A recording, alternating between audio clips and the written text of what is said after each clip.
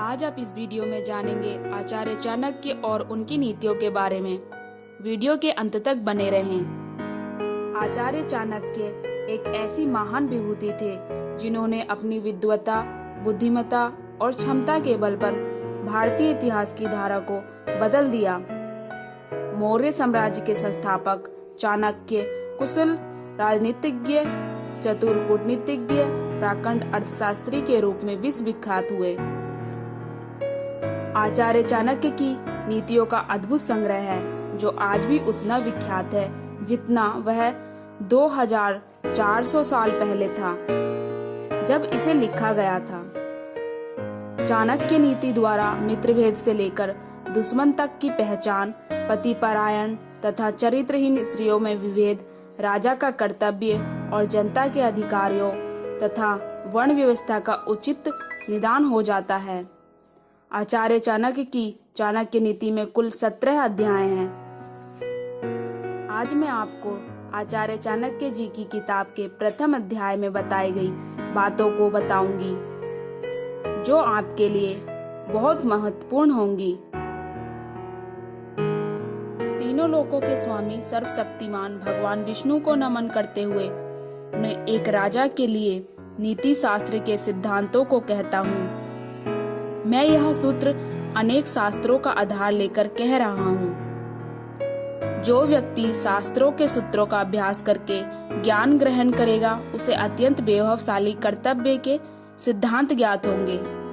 उसे इस बात का पता चलेगा कि किन बातों का अनुसरण करना चाहिए और किन का नहीं। उसे अच्छाई और बुराई का भी ज्ञात होगा और अंततः सर्वोत्तम का भी ज्ञान होगा। इसलिए लोगों का भला करने के लिए मैं उन बातों को कहूँगा जिनसे लोग सभी चीजों को सही परिप्रेक्ष्य में देखेंगे। एक पंडित भी घोर कष्ट में आ जाता है यदि वह किसी मूर्ख को उपदेश देता है, यदि वह एक दुष्ट पत्नी का पालन पोषण करता है या किसी दुखी व्यक्ति के साथ अत्यंत घनिष्ठ संबंध बना लेता है। दुष्ट पत्नी, झूठा मित्र, बदमाश नौकर और सूर्य के साथ निवास साक्षात मृत्यु के समान है। व्यक्ति को आने वाली मुसीबतों निपटने के लिए धन संचय करना चाहिए। उसे धन संपदा त्याग कर भी पत्नी की सुरक्षा करनी चाहिए। लेकिन यदि आत्मा की सुरक्षा की बात आती है तो धन और पत्नी दोनों को तुच्छ समझना चाहिए। भविष्य में आने वाली मुसीबतों के लिए धन एकत्रित करें। ऐसा न सोचे कि धनवान व्यक्ति को मुसीबत कैसी। जब धन छोड़ता है तो संगठित धन भी तेजी से घटने लगता है। उस देश में निवास न करें जहां आपकी कोई इज्जत नहीं हो, जहां आप रोजगार नहीं कमा सकते, जहां आपका कोई मित्र नहीं और जहां आप कोई ज्ञान अर्जित न कर सकते हो। ऐसे जगह एक दिन भी निवास न करें जहां 5 चीजें ना हो। धनवान व्यक्ति, एक ब्राह्मण जो वैदिक शास्त्रों में निपुण हो, एक राजा, एक नदी और एक चिकित्सक।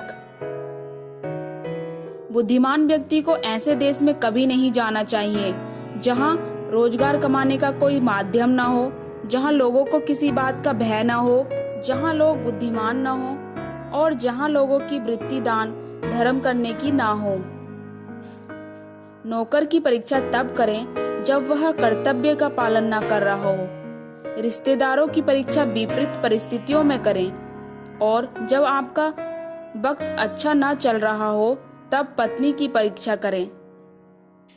अच्छा मित्र वही है जो हमें इन परिस्थितियों में नहीं त्यागे। आवश्यकता पड़ने पर, किसी दुर्घटना पड़ने पर, जब अकाल पड़ा हो, जब युद्ध चल रहा हो, जब हम राजा के दरबार में जाना पड़े और जब हमें शमशान घाट जाना पड़े। जो व्यक्ति किसी नाशवंत चीज के लिए कभी नाश नहीं होने वाली चीज को छोड़ देता है तो उसके हाथ से अनिवासी वस्तु तो चली ही जाती है और इसमें कोई संदेह नहीं कि नाशवान को भी वह खो देता है। एक बुद्धिमान व्यक्ति को किसी इज्जतदार घर की अविवाहित कन्या से शादी नहीं करनी चाहिए, बावजूद भी विवाह नहीं करना चाहिए। उसे किसी हीन घर की अत्यंत सुंदर स्त्री से भी विवाह नहीं करना चाहिए। शादी विवाह हमेशा बराबरी के घरों में होता है। इन 5 पर कभी विश्वास न करें।